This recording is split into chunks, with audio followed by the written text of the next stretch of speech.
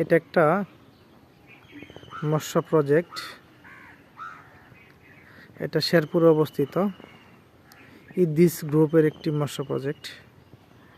এখানে দেখেন অনেক পানকড়ি মাছ ধরার জন্য বসে আছে। পানকড়ি এবং বক, অনেক অনেক পানকড়ি এবং বক। এই যে বক, সাদা সাদা এগুলো বক, আর এগুলো হলো বক। পানকড়ি মাছ ধরার জন্য বসে আছে। খুবই সুন্দর একটা প্রজেক্ট।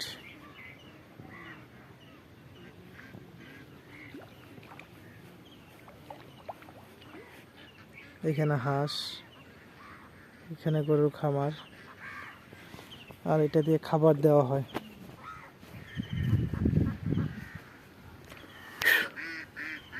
আসলে ভালো।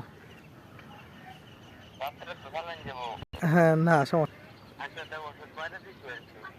আচ্ছা আচ্ছা ভাই, সমস্যা নাই।